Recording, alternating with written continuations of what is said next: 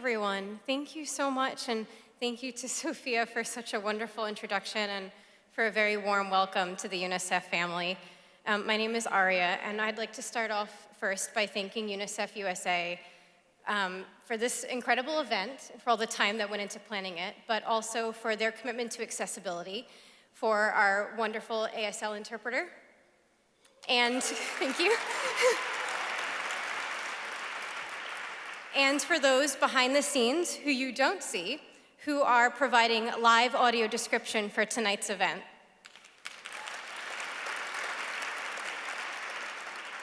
Thank you.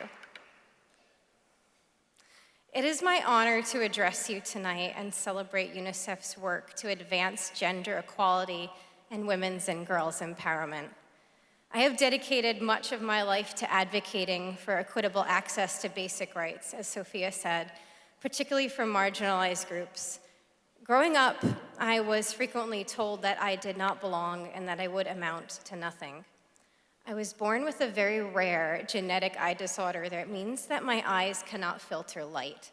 And every time I left home, it seemed, I faced this constant battle just to be included and accepted and treated fairly, all because of hegemonic structures in our society that dictate that a couple of microscopic cells in my eye somehow should have the power to determine and dictate my future, my intellect, and my strength. This was particularly the case in my elementary school experience. While my needs were legally protected by the Americans with Disabilities Act, administrators and teachers failed almost every single day to make simple adjustments necessary to make my learning accessible. I was also neglected and abused there. But I was fortunate every single night to go home to incredible parents. They advocated for me, and in turn, they taught me how to advocate for myself. We eventually had no choice but to make the decision to homeschool me with online programs. But my parents had to make sacrifices to ensure that I would have equitable and safe access to get my legally obligated, free, and appropriate public education, something that every single child is entitled to get.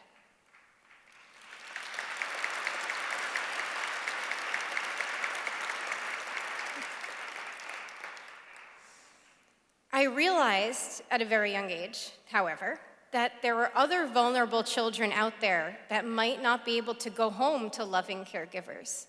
They might not be able to push back. And the least I could do was try to tell my story and change policies and stigmas that stop us from reaching our fullest potential. Fast forward now 20 years. And I stand before you today with a rich college education. I don't even want to tell you how many majors I had, but it was a lot. A master's degree as a Fulbright Scholar. Oh, thank you.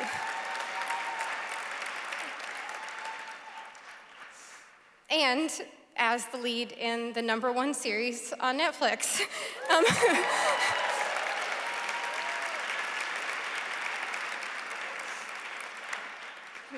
And in my free time, I'm also a PhD candidate. I'm not kidding. Thank you. So as a young woman, I have a disability, and that's me. But a young woman with a disability who is not only literate, but well-educated, who has a thriving career that she loves, who is supported as a whole person, is sadly just not the norm.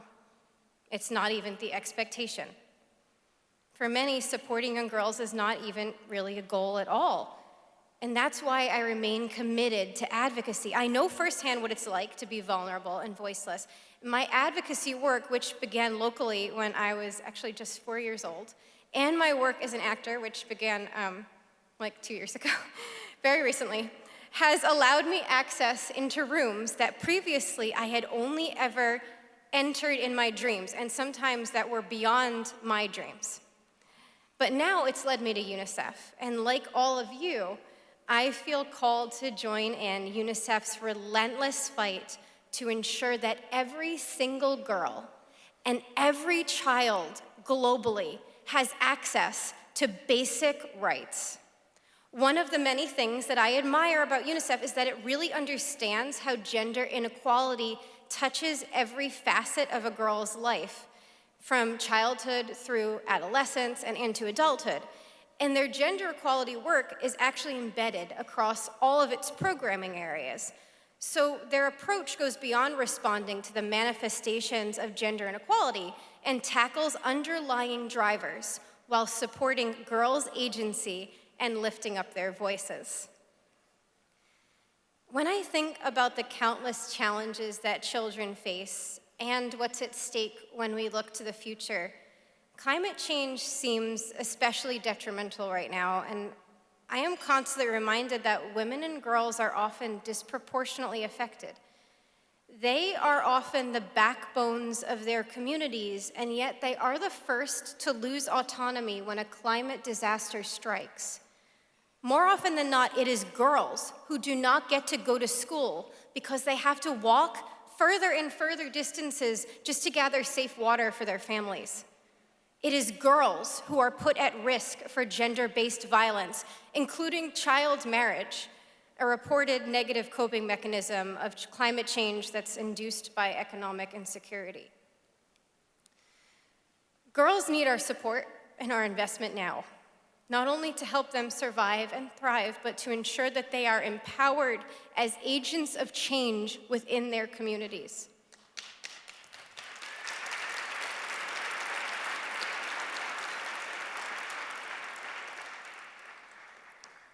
This year, I witnessed climate change action in person in Kosovo alongside UNICEF. In a town called Obelik, there is this coal-fired power plant, and their emissions there are so thick that it looks like perpetual storm clouds. Measures have been taken to diminish the profuse environmental and public health effects, but it really hasn't been enough. But young people have responded, lifting up their voices and their actions, aided by UNICEF, through youth participation programs that focus on increasing awareness and developing innovative solutions for some of Kosovo's most significant air pollution challenges. I was so inspired by these impassioned young people. They're actively making a difference in their community, and I think in the world too.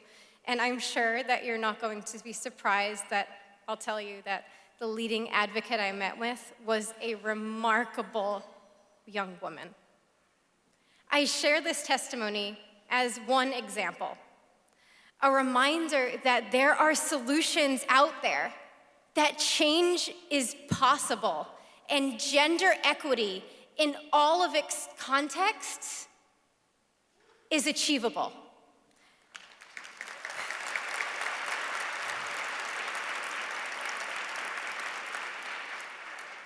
So our job, all of us in this room, is to come together, just like we are right now, and lend our support and amplify the voices of girls and women everywhere. Living my life to the fullest should not be an act of rebellion. It should not be some shining, unattainable beacon. It should be the standard.